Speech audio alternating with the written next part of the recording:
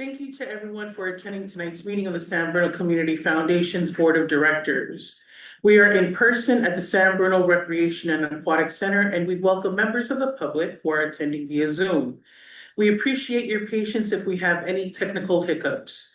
We ask speakers to speak loudly and clearly so that the owl camera can pick you up and that our online guests, as well as everyone in the room, can hear you well.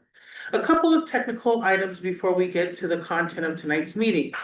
Please know that we want to hear from you, members of the public who are here at the Recreation and Aquatic Center in person. If you would like to speak during public comment for items within the jurisdiction of the board that are not on the agenda or any of the agendized items, please fill out the one of our speaker cards that is at the table near the door. If you are attending on Zoom and you would like to address the board during public comment for the items not on the agenda or on any of the agendized items, please use the raise your hand button at the bottom of the Zoom screen. Once you raise your hand, the executive director will see that someone wants to talk and she will let me know that you are waiting. When it is your turn to speak, the executive director will call your name and unmute you. If you are joining us by telephone, you may also address the board during public comment by pressing *9, and the executive director will address you and unmute you. Speakers will be given 3 minutes to address the board. Please note that the individuals may only speak once per agenda item. Have we received any emails or? No, we haven't. Thank you. Let's begin the meeting. Item number 1, call to order. I now welcome the regular meeting, welcome you all to the regular meeting of the San Bruno Community Foundation Board of Directors of June 3rd, 2026 to order. I'll now turn it over to Secretary Gomez for item number 2, roll call. Thank you very much. Board member Supriya Perry is excused with notice. Board member Jessica Anglima. Here. Board member Larry Franzella is excused with notice. Treasurer Belinda Wong is excused with notice. Secretary Raul Gomez is present. Vice President Jim Ruane. Here. President Melissa Natani Jones. Here. Thank you. Item number 3, public comment. Would any members of the public like to address the board on a topic that is within the jurisdiction of the board, but is not on the agenda? For those on Zoom, please indicate so by the raise your hand button at the bottom of your Zoom screen. No hands are raised online. Excellent. Thank you. We'll move on. Item 4, approval of minutes. I'll turn it back over to Secretary Gomez. Thank you. In your meeting packet tonight are meeting minutes from our May 6, 2026 regular board meeting. Do any board members have any questions from the meeting packet? If there's any questions, I'll hand it back to you. Any comments from the public regarding this item? No hands are raised. Okay, if there are no questions or comments, may I have a motion to approve the minutes? So Second. Excellent. I'll turn it over to Secretary Gomez. right. Board member Supriya Perry is excused with notice. Board member Jessica Anglima. Aye. Board member Larry Franzella and Treasurer Belinda Wong are both excused with notice. Secretary Raul Gomez is an aye. Vice President Jim Ruane. Aye. President Melissa Natani Jones. Aye. Thank you. Item 5, Executive Director's Report. I will turn it over to Leslie. My written report is in the board meeting packet. I have a very short oral report this month. Basically, one of the big things is getting now the scholarship payments for this year. There are 24 Pressmer scholars from years 2022 to 2025 who still have payments owed to them this year. So I'm in the process of getting their documentation and starting the process of sending out those checks. The first 2 went out yesterday. And 6 more are in the works. So they will be rolling out. Hopefully most of them will get out by the end of June, but usually they trickle in over the summer as well. That's all I have. Okay. Any comments from the public? No hands are raised on. Any questions or comments from the board? Okay, that concludes the Executive Director's Report. Thank you, Leslie. Item 6, consent calendar. We have 2 items on the consent calendar today as listed in the agenda. Adopt resolution approving appointments to the investment committee and receive and approve treasurer's report, April 2026 financial statements. Would any members of the public like to comment on the consent items? No hands were raised online? Okay, questions from the board? Oh. Okay, I call for a motion to adopt the consent calendar. Second. So move. Okay, I'll turn it over to Secretary Gomez. Board member Superior is excused with notice. Board member Jessica Bloom, Aye. board member Larry Frenzel and treasurer Linda Wong are excused with notice. Secretary Raul Gomez is an aye. Vice President Lou Rowan. President Melissa and Tony Johnson. Aye, 4 ayes. thank you. Item 7, conduct of business. In September of 2024, the board approved a 3-year, $2.25 million strategic grant to the city of San Bruno supporting startup programming and outreach activities at the new Recreation and Aquatic Center.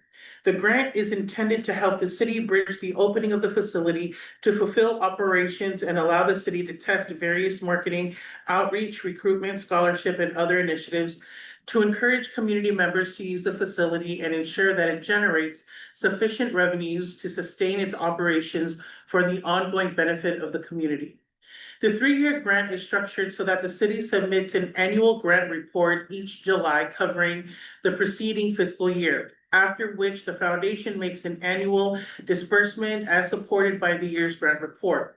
While the potential year 1 allocation was $1 million, last August, the city reported in its year 1 grant report that it had spent down $185,000 in year 1, and the grant payment of nearly $185,000 was dispersed to the city in September. The city requested that the $815,000 balance remaining from the year 1 allocation be rolled over to years 2 and 3 for an updated year 2 total potential disbursement of $1.165 million in an updated year 3 total potential disbursement of $900,000. In September of 2025, the board agreed to modify the updated disbursement schedule as requested by the city. The year 2 grant report covering the period from July 1st, 2025 to June 30th, 2026 is due from the city by July 31st, 2026. Community Services Director Travis Carlin is with us tonight to report on the city's uses of the grant funds in year 2 and preview expected uses in year 3. He will also preview a potential request from the city to modify the grant, possibly by extending the grant period, expanding the grant purposes in order to utilize the maximum funding under the grant. After Mr. Carlin's presentation, we'd like to get feedback from the board on the suggested ideas. We won't be taking any formal action to amend the grant arrangement tonight, and the city will take our feedback in return with a formal request for the board to take action on or possibly in September. Hi, Travis. Hello. Thank you, President Shantani Jones. Hello, board members. Before I get started, I just wanted to make a couple introductions. Tonight with me, I have Colette Murphy-Stefanko. Colette is now serving as our interim Deputy Director of Community Services. She is on day 1 of that task. So we shifted her schedule a little bit this week because we have Community Day coming up this weekend. So I wanted to introduce her. And then additionally, I wanted to introduce Audrey Afe Tufuli. Audrey's been with us since prior to this building being built, and she keeps us on track with all of our financials. She was instrumental in pulling together all of the reportable grant expenditures this time. So I appreciate both of their work with us. Next slide, please. So tonight's objective for me is to provide the San Bruno Community Foundation with an update on the year 2 grant funds and projected expenditures for the remainder of the year 2, and discuss opportunities for adding flexibility into eligible grant expenditures that support the continued success here at the RAC. Next slide, please. So just a reminder of what the grant purpose was. Really, the grant was set up to support the successful opening and then the activation of this facility. It was to reduce financial barriers for our community members and encourage people to participate in our first few startup years. It was to provide incentives to attract members here and build long-term relationships with those members and create good habits for our community members. Supporting memberships, programs, and community access initiatives designed to increase overall facility utilization and for us to establish a sustainable operational model moving forward that understand the grant funding would taper off over a 3-year period. Next slide, please. So just to do the framework of this grant a little bit further, the grant award was for 2.25 million, and you see the breakdown here between years 1 through 3.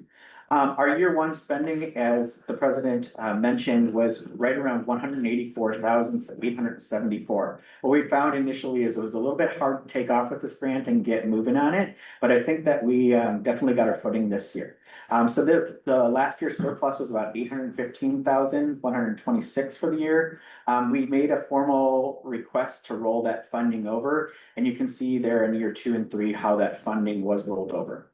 Some of the commitments that you heard from us last September were that we were going to continue to incentivize programming of the grant. We were going to do a pilot program where we heated the outdoor pool for winter use by members, rentals, and swim teams. And then we were going to continue to consult with Leslie as the executive director on ideas for additional use of the grant. Next slide, please. So some of our year 1 accomplishments, and this is just a recap, we did do expanded community access through incentivized programs. We supported some new programs, Child Watch program, giving guest passes to our members so that they could bring friends and family, ADA companion passes for those individuals who had special needs, providing passes for their ADA companions so they can come and enjoy the facility.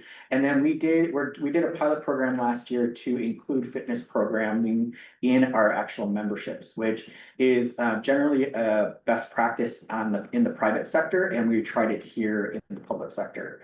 We introduced programs designed to encourage year-round rack use as well. Some of the enhancements that we did is we expanded inclusive and special needs programming opportunities. We supported new contract instructors by helping them through financially with some of the barriers that they face, like business license fees, and then additionally some insurance fees that they face. We also funded community events and activation efforts to bring more people to this park and to this location and coming into the facility. Some of the financial and operational support we did is we conducted pricing, fee, and operation evaluations last year. As noted, we did increase our fees last year, but we were doing we provided incentives to our community members to continue to make it affordable here at the RAC. We supported implementation planning and sustainability strategies as well. Some of our marketing and community outreach, we enhanced the RAC branding. We did a new website last year and social media presence. We expanded marketing of programs, rentals, and community events through various means. Next step, please. So some of our year 2 commitments that we made to you in September of 2025 were that we were going to continue to support Community Day at the RAC and additional special events that promote use. One of the things I think was very important to the board was during the Community Day, bringing folks inside. So this year we are offering a free swimming during Community Day. We're also doing some open gym, and we will be taking membership applications on that day. So those are some things that'll be exciting this year. We expanded RAC access through guest passes, ADA spectator passes, and community promotions as well.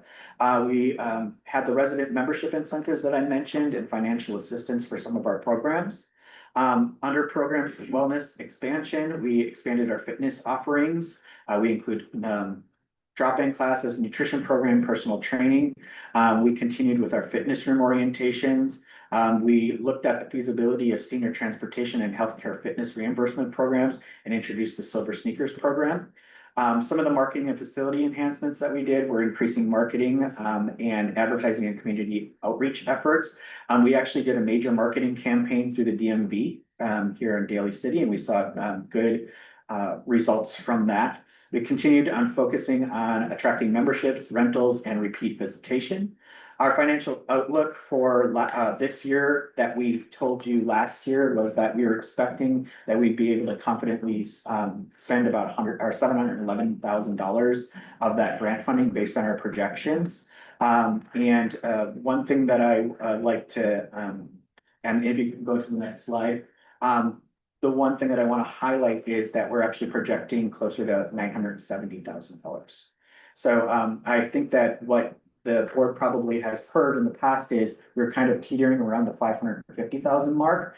We rolled up our sleeves and we looked back at all of the different areas that we were, all the different service areas and all the programs that we were doing. And we were able to find areas where it was either not reported or it reported incorrectly, or we needed to make a bigger justification for those areas. So some of the areas are the membership incentives that you can see here, and I'm not going to repeat them because I already talked a little bit about them.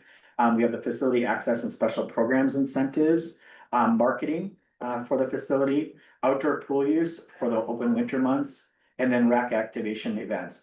One thing I will say to you is outdoor pool opening for these winter months was very fruitful for us. It was really good for us to be closed because South San Francisco's pool is not yet open. So we saw a lot of swim teams that came through here this winter, which was really great. We were able to expand some of our offerings for our lap swim, which increased our membership. So we saw really good revenues on rentals of that facility and use of the outdoor facility. Mr. Chair, quick question. So on the outdoor pool, is that the heating, the extra lifeguards, all of that? All of it, yep, and chemicals. Okay. Yes, yep. Next slide, please. Some of the future considerations that we were looking into is obviously what I'm showing you tonight is projection. We were looking to try to spend down that 1.165 for this year. We're confident that we're going to get to right around $1 million. So that does mean that we're going to have a little bit of a rollover. I guess the request that I'm asking for is to look at that rollover amount and then as a total grant balance of just over around $1.1 million. What we would like as a consideration is to look at potentially moving that grant from a 3-year grant to an actual 4-year grant, and then splitting that amount for the next couple years, so that we can continue to offer those incentives, but start shrinking the actual percentage of those incentives so that people start getting used to what the actual fees are going to be after the grant is no longer here with us. Some other things that we should talk about, and I would like to talk about considering, is senior center displacement. One of the things that you may have heard is that the city council has made the senior center remodel a priority for this year. It is one of their top 5 initiatives. And that project is about a $5.5 million project and will require a closure of the senior center for a period of time. This is naturally the place that the seniors should come for their programming while the senior center is closed. But that does come at a cost, and a lot of the senior center programs are subsidized. Or they need space at a very subsidized rate. So one of the ideas is to potentially use some of the funding from the grant to help subsidize those programs or offer additional incentives for seniors to participate in programs that are already happening here at the RAC. Another one is obviously parking is always a concern here. I think we may have some opportunities in the future to look at parking and parking growth or parking redevelopment. So that's one thing that I also wanted to place on the table for us to talk about. Next slide, please. So the next steps for us are to continue the good work that we're doing through the month of June and beyond. And as I said earlier tonight, these numbers are based on projections. So we obtaining the actuals for May and June, so that we're ready to report right away in July, and getting that grant reporting over to Leslie. And then what we're expecting to do is come back to the San Bernardino Community Foundation after the closeout of the fiscal year, perhaps in September, to give you an actuals report and then give you a plan on what we're looking to spend for the next fiscal year. And with that, I'm happy to answer any questions. Any questions from the board? Sure. Thanks, Travis. Yeah, great to kind of get this interim look and see the many things that have been tried. Yeah, I think what would really help in giving feedback would be to understand, do you have any analysis of, of the different things you tried, what were those drivers of memberships and memberships that sustained from year 1 to year 2?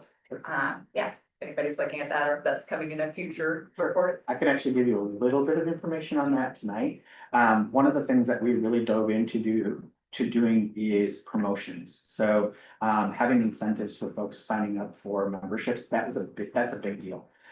We just did a membership promotion in May and we used some of the funding for that. We actually got approximately 250 new members in just 1 month. That's a big deal. And what that equates to is approximately $250,000 in. So that's one example of that. Opening the outdoor pool, we gave it additional opportunities for rentals out there, additional opportunities for folks to come and do swimming laps and things. Typically speaking, in a facility like ours, if you run out of space and it's crowded all the time, it is downer for new members. So if they're seeing that there's plenty of space and they're able to use the facility as they need to, that's definitely a really, really good thing for us. The other thing too is just getting the word out. So many times during the first year we heard, oh, well, we didn't even know you existed. But we're trying to squash that and make sure that everybody knows we exist. So we're doing a little bit more broader outreach. So we're doing outreach with the DMV was a big deal this year. The other thing that we are doing right now is we are working with the city of Millbrae on an MOU to allow Millbrae residents to come in for resident rates, with the idea that the city of Millbrae then would backfill the difference in the cost between the resident and non-resident rate. So that's something that we're working on, and we'll be using some of the funding to push that marketing out to get more folks into the building as well. So those are just some examples that I can come with the whole list for that. Sounds great. Yeah. Can you share more about what the DMV marketing campaign was and the promotion that you did that drove the 215 more? Sure. So yeah, we just did an overall promotion of like what the facility is, and then we did do an incentive promotion too. Like you saw the ad, you could come in and you could receive. I don't remember if the tote bag was the gift for this, but just reaching out. People love the free stuff, but it also got a lot of people in just for the facility. We had a lot of folks that just came through the facility, even took out day passes to check it out. So that was very fruitful for us. The other thing we did do is we increased the number of guest passes that we're giving our members. We used to do 2 a year. We bumped that up a little bit because we did see that we have a big return on investment on that one. Folks are bringing back their guest passes and then they're actually signing up for some of our classes, or they're signing up for a membership too. Through the chair. Thank you again for all of the highlights from the first year. Really nice to see them all play out. The question I have is for rental of this hall. How has that been going? Have you had any hiccups or success stories? Sure. So I shared with the city manager today, we are definitely a location for celebrations of life. Celebrations of life for this room have been very popular. We see a lot of celebrations of life, which is, is a good thing that people are coming in and enjoying this space. We continue to try to market this space as well. One of the things that we did last year with the fee schedule that was very good is we started bundling packages. So getting married out of the gazebo, but then having a reception here and having a discount because you're doing both of them. Those are some things that we were successful in with Jen Wilson, who runs all of our rentals out of this facility. She's been very successful recently in mini conferences that are coming through where they're booking 2, 3, 4 days in a row and holding conferences in not only this room, but the downstairs facility as well. So we're continuing to do that marketing. One of the things that I'm very excited about is that Colette has a very broad a very strong and broad marketing background. And so we've already talked about ways that we can elevate our marketing materials and get the information out to the public a little bit more. Thank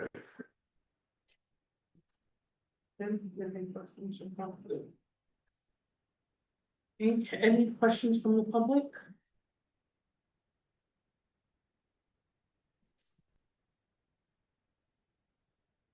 No hands are raised online. Awesome. Thank you for that report, Travis. Unless there are no further comments from the board, this concludes this item. We look forward to having you return with a formal proposal on the grant modification in a couple of months. Item B, receive report on the downtown beautification initiative from the city of San Bruno. In March of 2024, the board approved $350,000 grant to the city of San Bruno to support a series of projects to improve the visibility and appearance of the San Bruno's downtown, including planter revitalization along San Mateo Avenue, the potential planting of trees on Genevieve Avenue, median landscape revitalization, and the creation of a new street pole banners. This grant is structured so that the city will submit one grant report when all projects are completed, after which the foundation will disperse a single grant payment of amount of up to $350,000. As a result, the foundation has not yet made any grant payments on this grant. We understand the city has completed the work on the downtown beautification efforts and will soon submit its grant report. I'd like to invite San Bruno's Park Services Manager, Dan Vanzella, to the podium to give us the city's final update to the downtown beautification projects, which I think is going to be Travis. Thank you, President Connie Jones. Dan called me this morning and was not feeling well and did not sound good, and I said, I can handle this for you today. So Thank you you. stay home and get better. One thing that I do want to mention is that, Dan does a really, really good job in our department. I think prior to me, Dan wasn't really involved in a lot of our CIP projects. He was really the expert in park maintenance, and he's really stepped up to the plate and helped me get a lot of CIPs across the finish line. And I also want to acknowledge Audrey, because the park projects that happen in this city would not happen without her being on our team. Between Dan and I and Audrey, we deliver all of our park projects. In other cities, they're fortunate because they actually get a park project manager. We don't have that here in San Bruno. So it is a trifecta of cooperation to get all these park projects across the finish line. So with that, I'll present the downtown beautification project tonight. And next slide, please. So the objective of the downtown beautification project was to really enhance the long-term appeal of the downtown and really make the downtown an area that people wanted to come to again. We wanted to improve the experience for residents, visitors, and local businesses. We wanted to complete key landscape irrigation, planter, medium tree, and banner improvements, and deliver a finished product that already looked cleaner, brighter, and more welcoming appearance. As you remember, the irrigation for the downtown planters hasn't worked for years.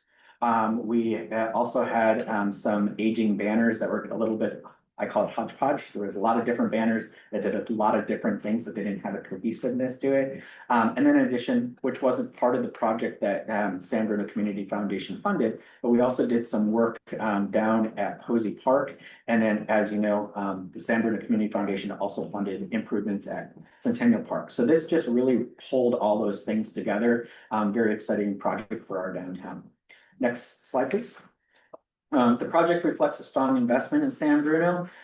As you know, the city came to the San Bruno Community Foundation with a request for $350,000. And I seem to remember that it was even less than that. You had a very smart person on your board that goes, I don't think that might be enough money.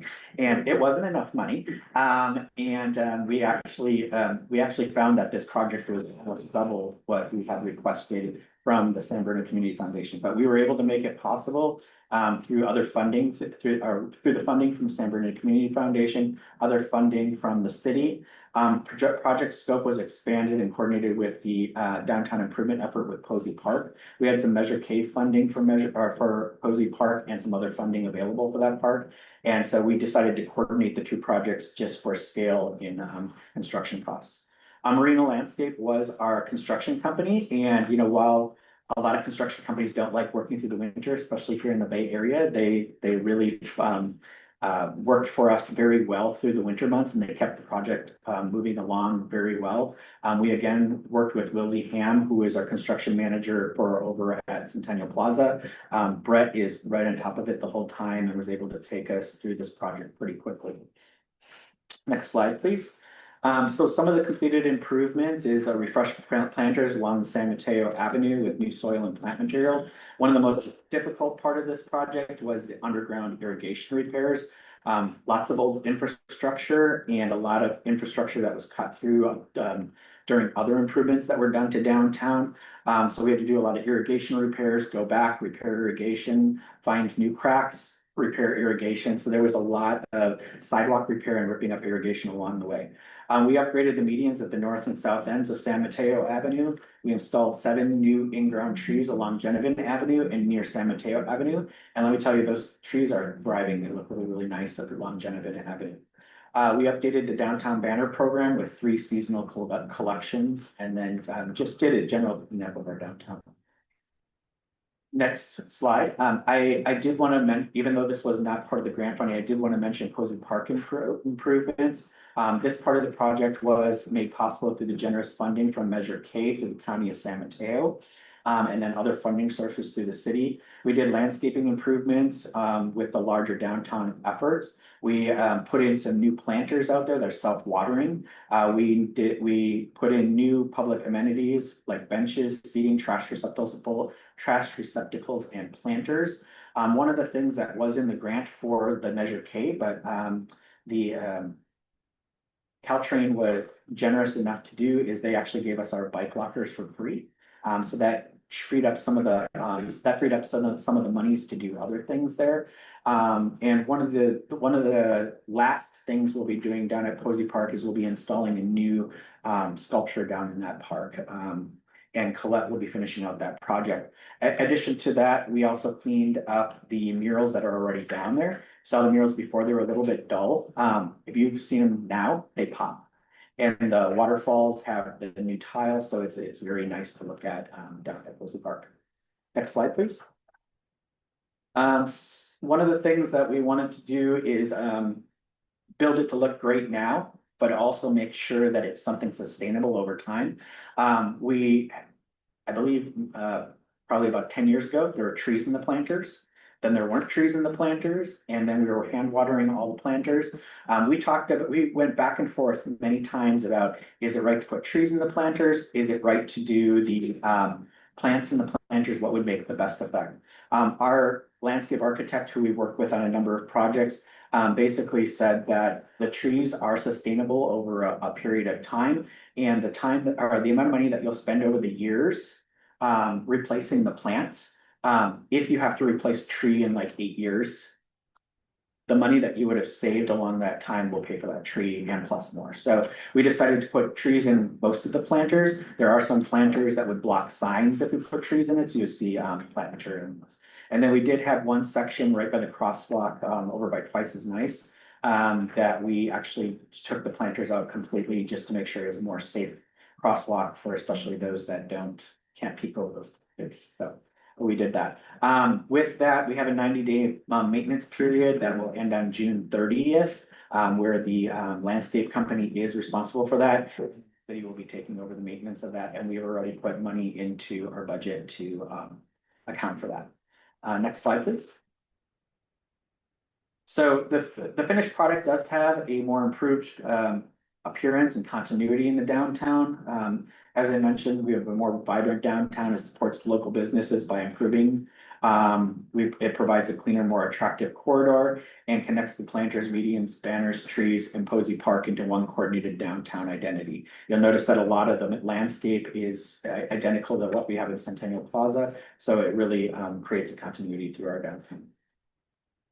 And with that, I'm happy to answer any questions that you might have about the downtown activities. Any questions from the public?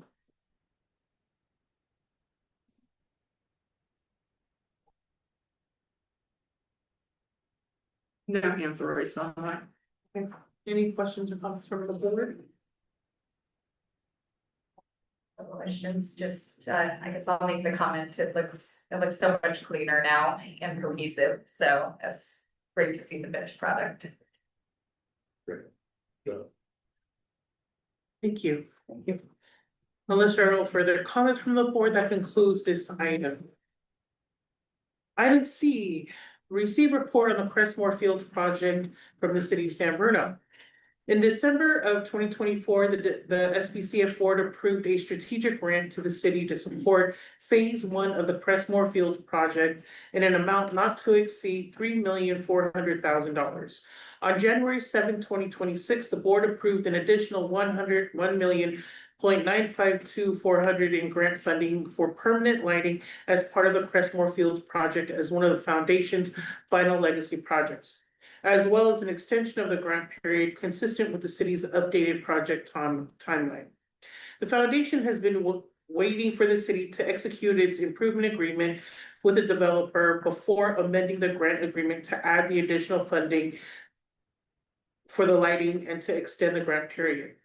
Director Carlin is going to look at you. Okay, is going to give us an update on the city's negotiations with the developer. Because the foundation records grant awards as expenses on the foundation's monthly budget report, when the grant agreement, or in this case, the amendment to the grant agreement, increasing the grant amount, is executed, the additional $1,952,400,000 in grant funding for the permanent lighting has not been recorded in the budget report as an expense under strategic grants. In order for the additional grant funding to be reflected in the foundation's year-end financial statements, the executive director plans to finalize and execute the amendment to the grant agreement by the end of June. Thus far, the city has reported a total of $136,645.19 in expenses covered by the grant through quarterly grant reports, but it since has not yet met all of the requirements for payment, including execution of the improvement agreement. The foundation has not yet dispersed any payments to the city for this grant. Director Carlin, we welcome you back. Thank you, President Natani Jones and members of the board. I don't have any fancy PowerPoint for this one, but I do have an update. You may know that I took this item to the city council in December to approve the improvement agreement. After we got that approved, we took it back to Toll Brothers for signatures. They then had some additional concerns with the grant, with the project. And so we've been working diligently over the last 6 months on renegotiating that agreement. We came down to our meeting just a couple days ago, and I'm confident that we have come to an agreement. We're just working out some word choices in that agreement. And I believe that we should hear back this week yet on that. We are prepared to take that to the city council on June 20 or 23rd.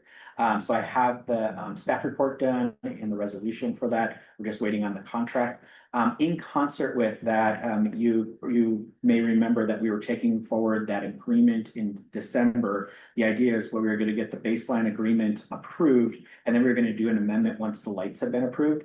Since the board has approved the lights already, we folded it into the agreement so that we don't have to go back and do a separate amendment on this. So it's all folded into one agreement. We'll be bringing that forward. Additionally, in concert with that, with the development, we made a deal regarding the storm basins.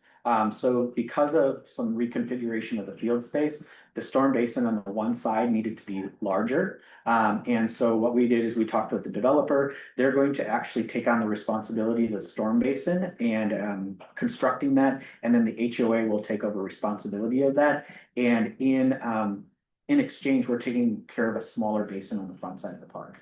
That was originally going to be the HOA. So the good thing is that we don't have to split the responsibility on that bigger basin by taking over the smaller one. So we had to work on a basin agreement as well. So those two agreements will go in concert to the city council at the same time at the end of June.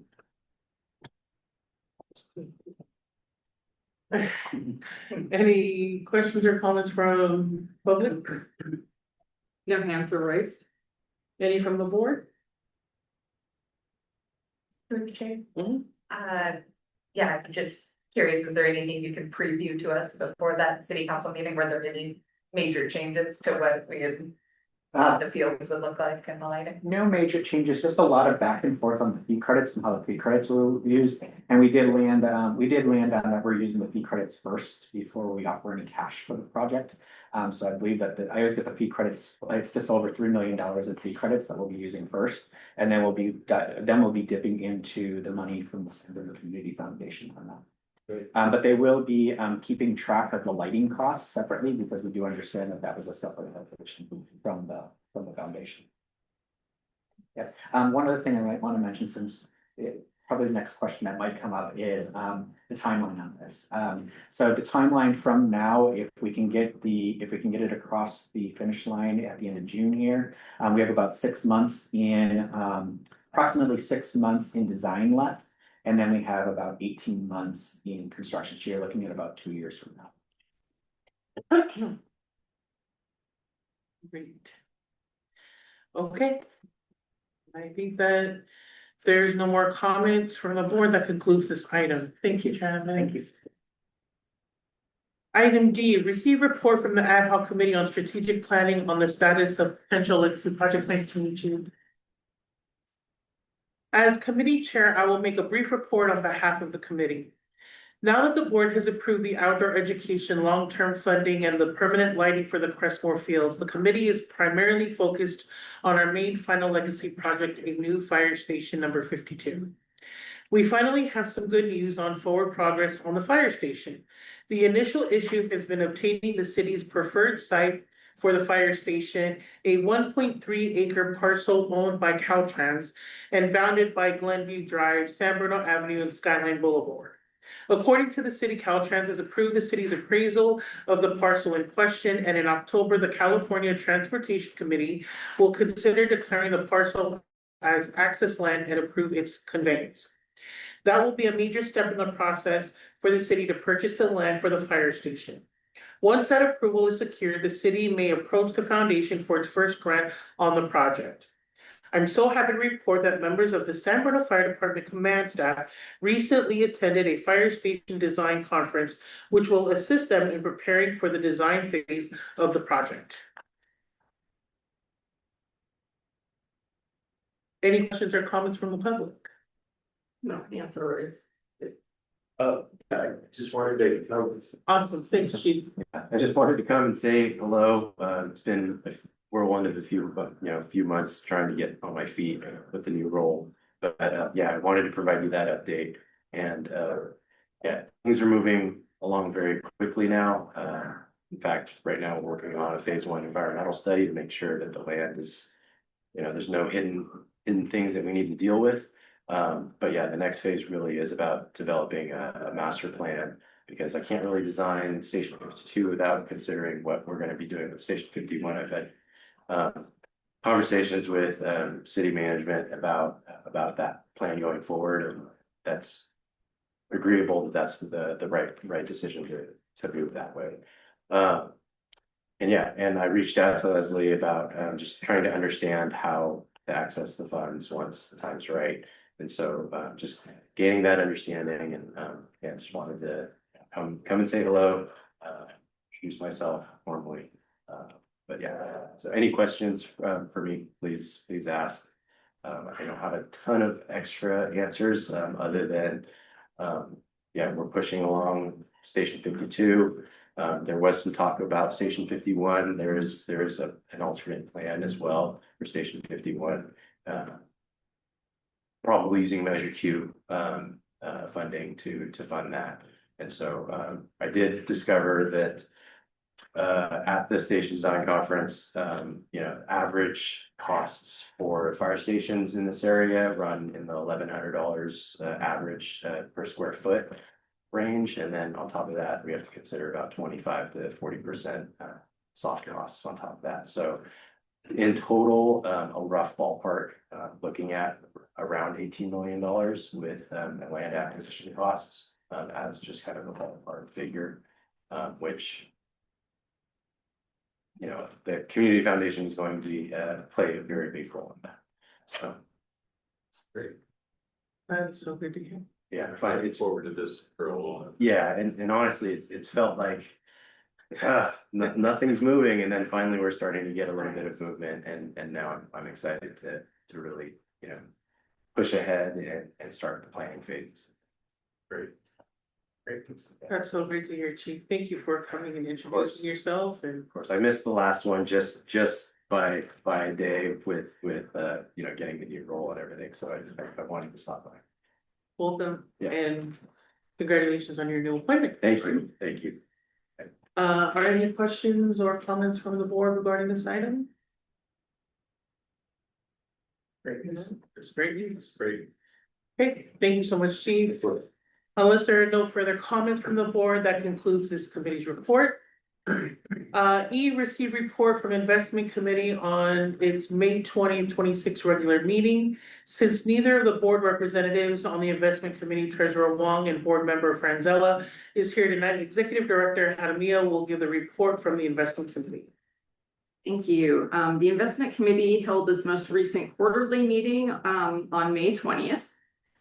It included the regular quarterly report from Sandhill Global Advisors regarding the firm's investment outlook and the foundation's investment portfolio performance.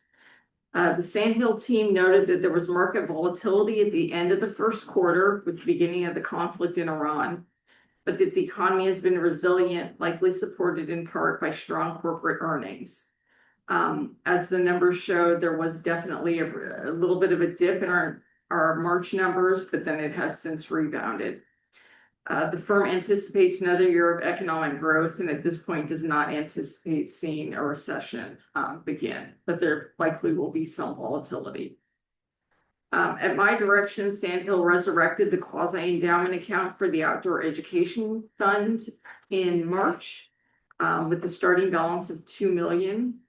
And you'll see that on our monthly financial statements now. That is broken out to distinguish itself from, there was a little bit of a balance at the very beginning of the fiscal year in July, just as dividends sort of got paid out after we closed it in June.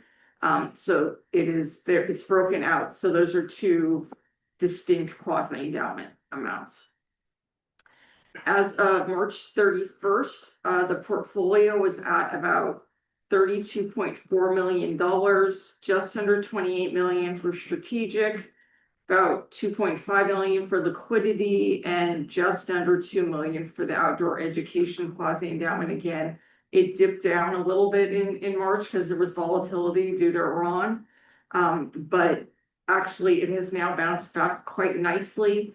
By the end of May, the quasi-endowment was up to 2.17. Liquidity was up to was actually at 2.2. We had done actually a transfer out, and strategic was up to 28.9. So between the end of March and the end of May, we had almost $1 million increase. So the portfolio continues to be robust and healthy. Of course, there can be volatility and you'll see the numbers go up and down, but we are trending in the right direction. In reviewing the portfolio balance, they noted that total withdrawals from the portfolio since inception is total about $62.4 million. And we've had about $25.7 million in total value added since inception as of the May meeting. Following the Sandhill presentation, the committee briefly discussed cash flow strategies related to the funding of the final legacy projects. I reported that while the board had committed in principle to using the bulk of the funds on Fire Station 52, it hasn't awarded any grants yet on that project, and that the progress on the Crestmore Fields project continues to move slowly.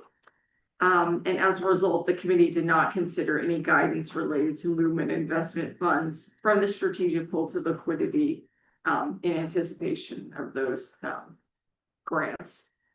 The committee also conducted its annual review of the foundation's investment policy statement and the investment operating plan.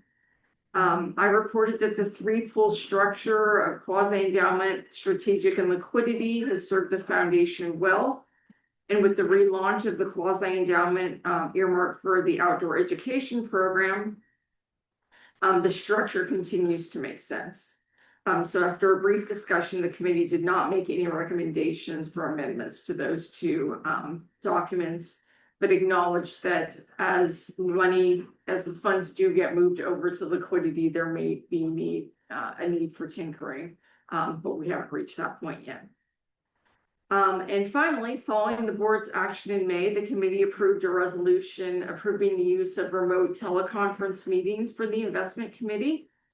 The committee will begin using the remote meeting format at its August 19th meeting. We will still have a physical location for the meetings at City Hall, which is where I will be present, and any committee members who choose to be present in person will do so. But this gives the option for committee members to do the meeting remotely on Zoom and not have to qualify for an exception to the Brown Act. I do want to thank the investment committee members for their service on the committee and their willingness to serve another term. As you saw in the consent calendar, the board has just approved their reappointment for two more years, two-year term on the committee. Our public members have been crucial to the sort of prudent stewardship of our funds and the expertise they brought to the foundation. And most of them have been on the committee for quite some time. And that continuity has been actually very helpful as we move forward. So I just wanted to publicly recognize them as well. And that is the report on the investment committee. Thank you. Any questions from the board? Any questions from the public? Don't see any raised hands. Okay, unless there are no further comments from the board, that concludes this committee's report. Thank you. F, adopt resolution approving fiscal year 26-27 budget. B, approving transfer from the strategic pool investment account to the liquidity account for fiscal 26-27. And C, directing the executive director to submit the fiscal year 26-27 budget to the San Bruno City Council for consideration and approval. And I will again turn it over to Leslie. Great, thank you.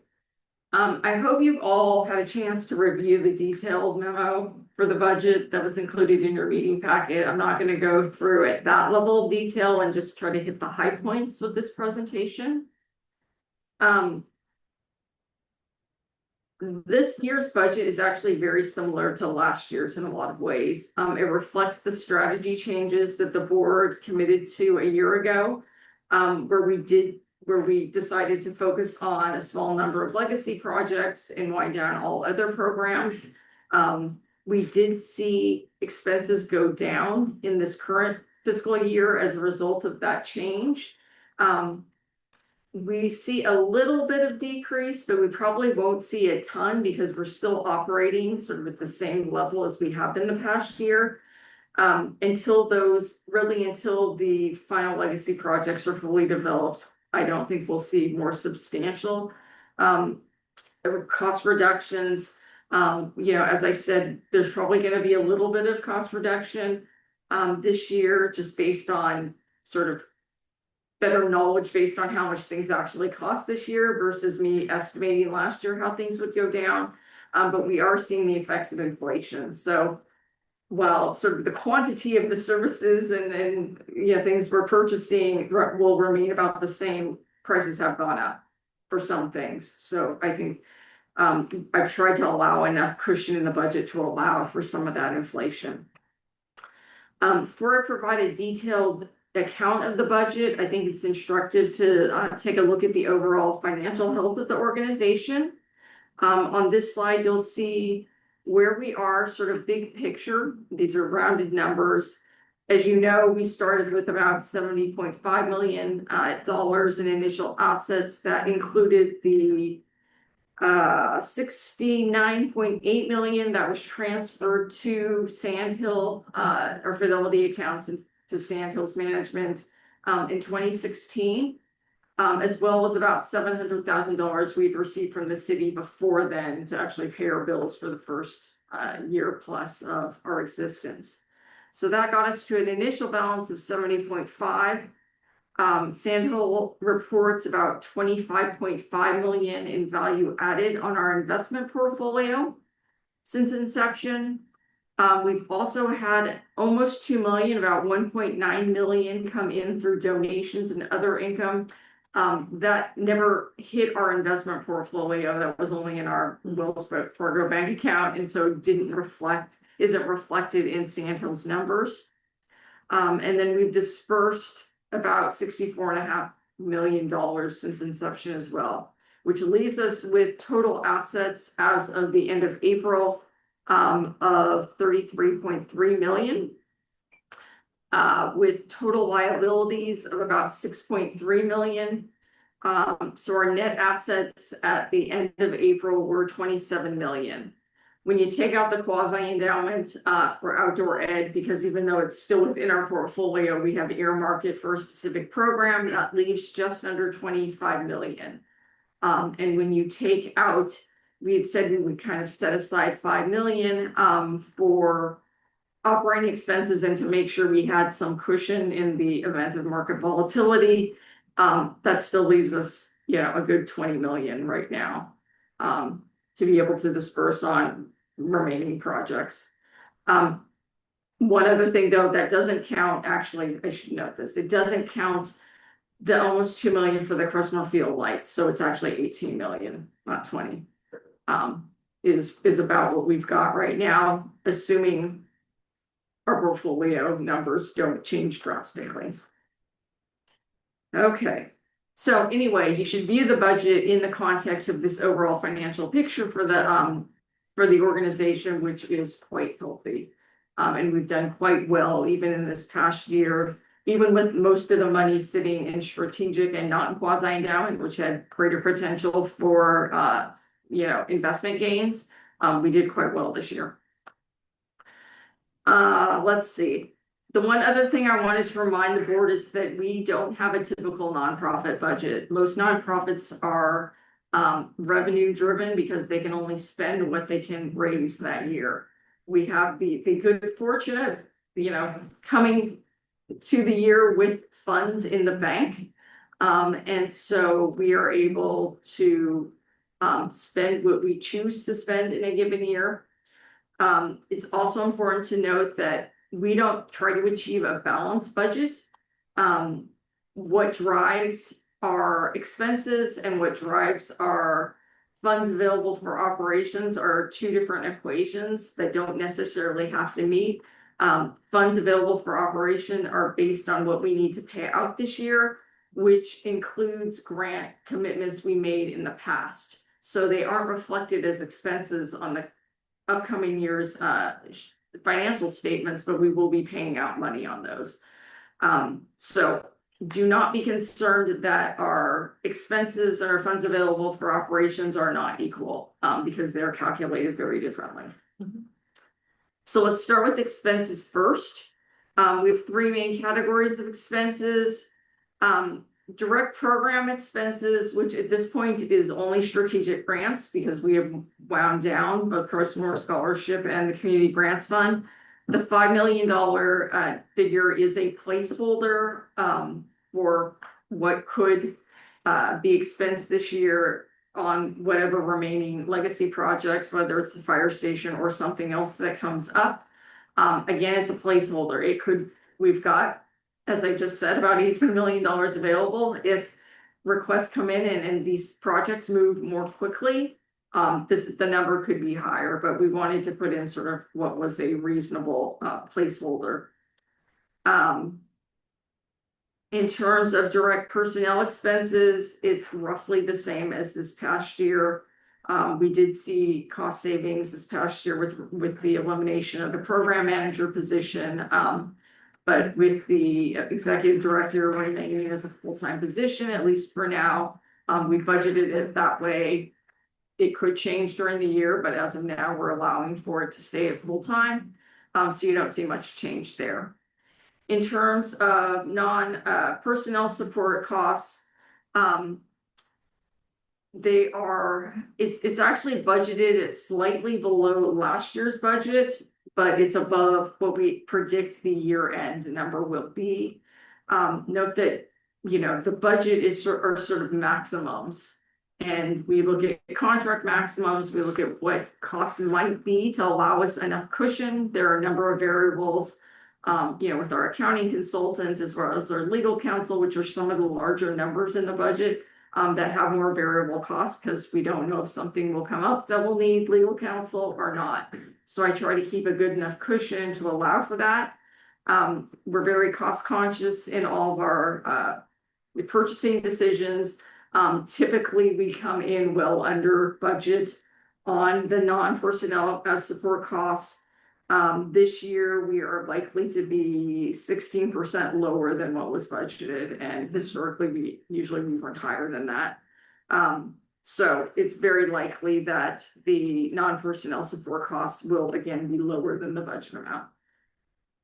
I'm not going to go through every expense line in the budget, but if you have specific questions about any line, I'm happy to answer those. In terms of our income, we don't have any operating income projected at this point. We may get donations as we have in the past, but we have no commitments as of now, so we have not budgeted any of that. Most of our funds available for operations, as I said before, come from transfers from our investment portfolio.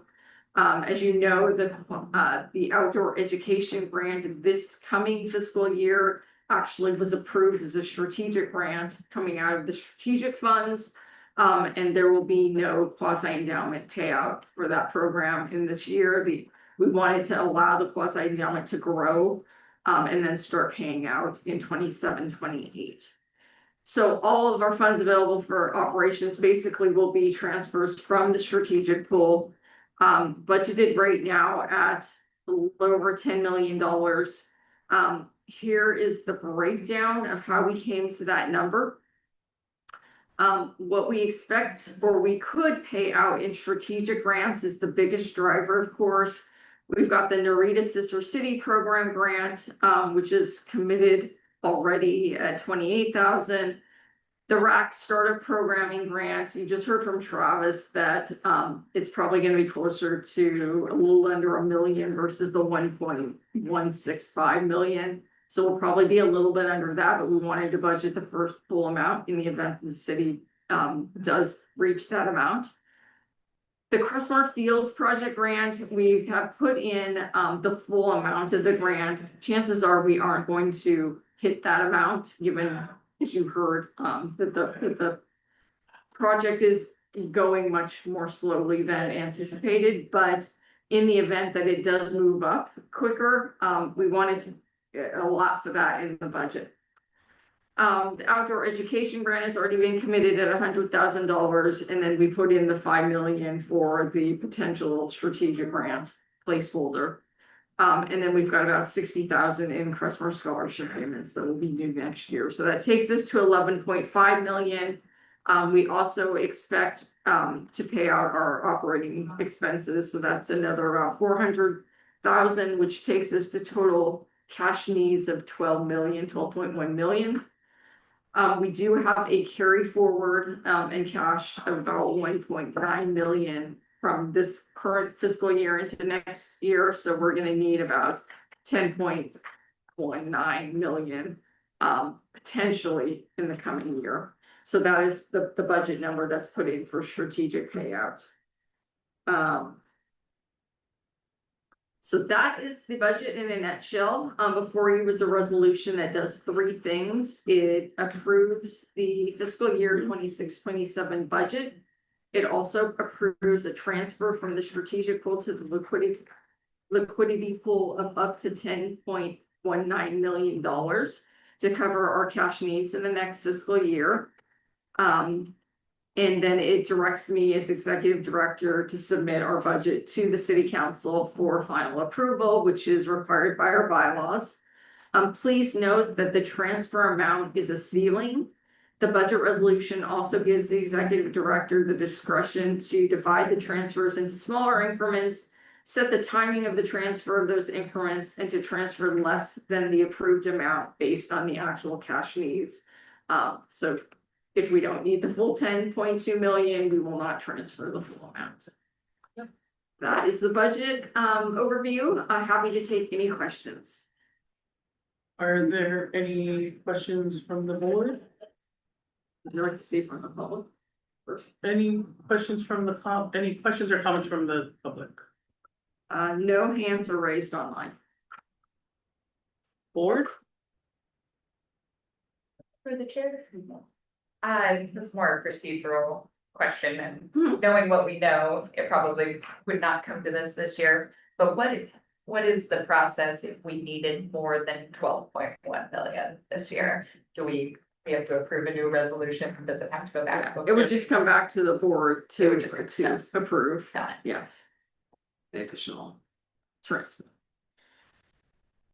I think it's highly unlikely. Yeah, given it's, yeah, the There's a- 5,000 or the 5 million cushion plus we know some guys. Plus the Crestmore Fields, I think, especially because what Travis just said is that they're going to use the fee credits first, Right. which means we will be the So second. you're half. Probably. Yeah. So it's probably going, it's very unlikely that much of that 5.4 million for Crestmore Fields will be needed in the next, some portion probably will, but not full amount, which gives us a cushion, say, if the fire station moved more quickly and more funds were needed there, it does give us that flexibility to shift funds.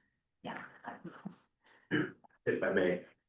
The anticipated cost for the planned acquisition is going to be 5.3 million. So assuming everything moves along, there's a potential, And ask for that much. yeah. Thank you. Any other questions or comments? Thank you, Leslie, for the.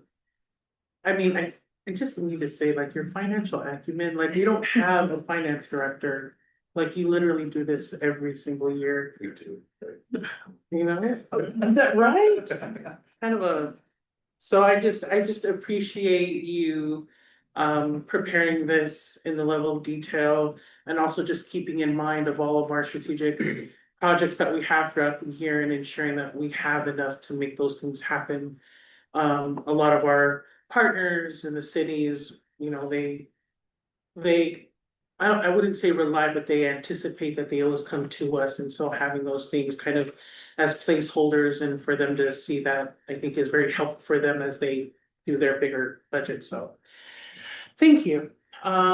If there are no more questions or comments from the board, may I call for a motion to adopt the resolution, and I just want to remind everybody what you are going to be adopting. A, approving fiscal year 26-27 budget. B, approving transfer from the strategic pool investment account to the liquidity account for fiscal year 26-27. And C, directing the executive director to submit the fiscal year 26-27 budget to the San Bruno City Council for consideration and approval. So Second, Thank you, and I will turn it to you, Raul, for roll call vote. Board member Supriya Perry is excused with notice. Board member Jessica Nguema. aye. Board member Larry Franzella and treasurer Belinda Wong are both excused with notice. Secretary Raul Gomez is an aye. Vice President Jim Rowan. Aye. Melissa Tony Jones, I'm sorry, President Melissa Tony Jones, excuse me, Aye, 4 ayes. thank you. All right, congratulations. Item number 8, board member comments. Would any board member like to make a comment? Looking forward to seeing you on Community Day on Saturday or Sunday. Sunday, we will see you there. Yeah, I hear it's gonna be sunny, so happy Yay. about that. Well, thank you, Chief, for being here with us tonight Thank you, and giving Jeff. us that update. I think we're very excited about the Fire Station 52 moving along. We were all kind of feeling like, we're stuck, and so this has been a great update. So thank you for being here and sharing that with us.